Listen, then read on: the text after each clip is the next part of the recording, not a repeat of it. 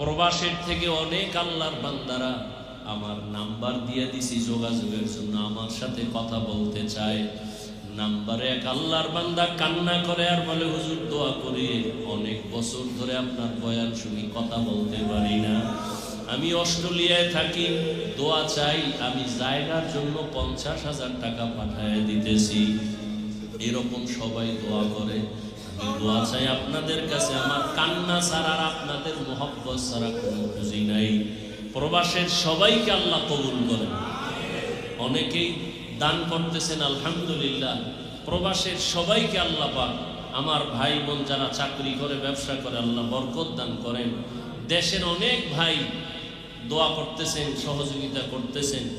এই জায়গায় মাদ্রাসা চোখের পানি ছাড়া আর আপনাদের মোহাব্বত ছাড়া, দোয়া ছাড়া কোনোদিন কামিয়াব হওয়া, সফলতা অর্জন করা সম্ভব না।